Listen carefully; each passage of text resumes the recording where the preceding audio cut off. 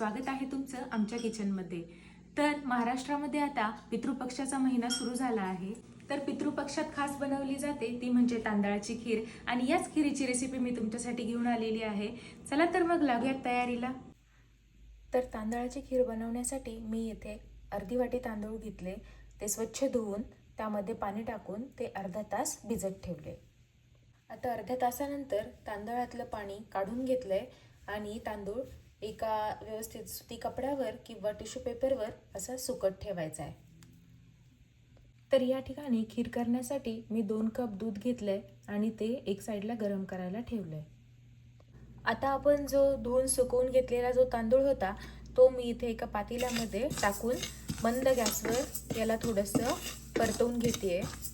असाच गरम करून घ्यायचा।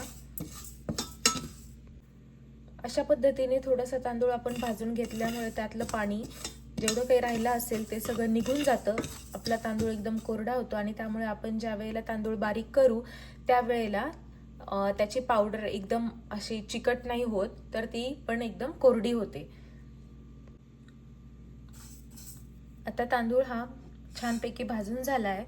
आपण बघू शकता एकदम ब्राऊन कलर पण नाही येऊ द्यायचा आहे, मंद गॅसवर भाजायचा आहे। आता हा तांदूळ आपण थंड करायला एका प्लेटमध्ये काढून घेऊ। तर मी आता हा तांदूळ प्लेटमध्ये काढून असाच पसरवून ठेवते थोडा वेळ। आता इथे एकीकडे मी दूध उकळायला ठेवलंय आणि एकीकडे तांदूळ थंड व्हायला ठेवले। तोपर्यंत थोडीशी विलायची सोलून घेते।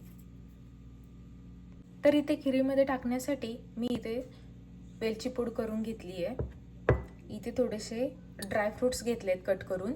तर इथे मी काजू, बदाम आणि पिस्ता घेतलेत, तर तुम्ही तुमच्या आवडीनुसार ड्रायफ्रुट्स ॲड करू शकता त्यामध्ये। इथे थोडीशी चारोळी घेतली आहे आणि थोडंसं ओलं खोबरं घेतलंय।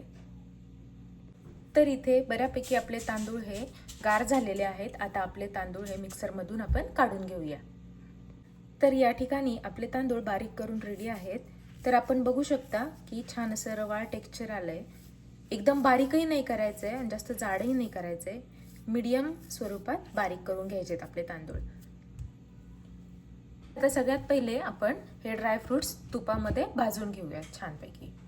तर आता इथे मी एक भांडं घेतलंय, भांड्यामध्ये थोडंसं तूप टाकलंय आणि आता यामध्ये हे ड्रायफ्रुट्स घालून घेते।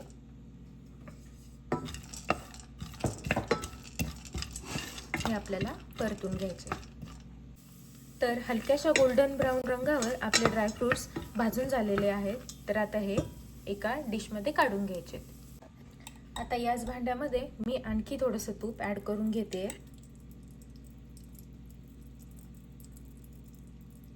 आणि आता यामध्ये आपल्याला आपण बारीक करून घेतलेले तांदूळ टाकायचे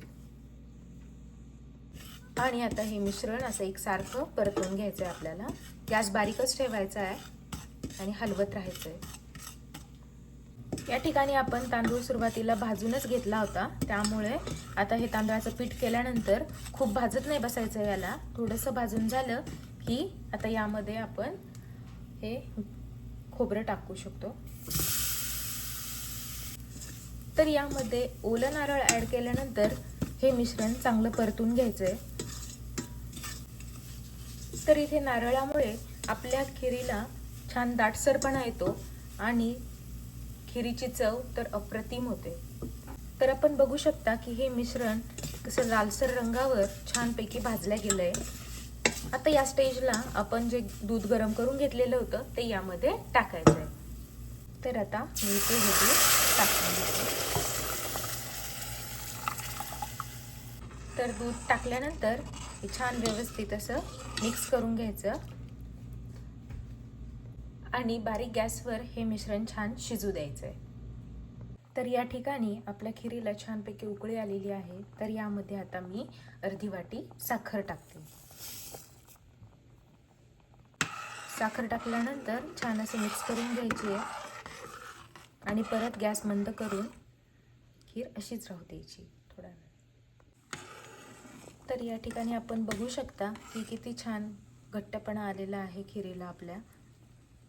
त्यातले तांदळाचे दाणे पूर्णपणे शिजलेले आहेत आणि असे तांदूळ भाजून तुम्ही बारीक करून जर खीर केली या पद्धतीने तर तुमच्या खिरीमध्ये एकही गुठळी सापडणार नाही. बघा, यामध्ये एकही गुठळी नाही आहे. अशा प्रकारे खीर तुम्ही नक्की करा. तर आता या स्टेजला आपण यामध्ये वेलची पूड टाकून द्यायची आहे आणि आपण तुपात परतून घेतलेले ड्रायफ्रूट्सही त्यात टाकायचे. तर आपण बघू शकता की किती सुंदर असा कलर आला आहे आपल्या खिरीला. आणि आता आपण गॅस बंद करून द्यायचा आहे. अशा प्रकारे आपली खीर रेडी आहे.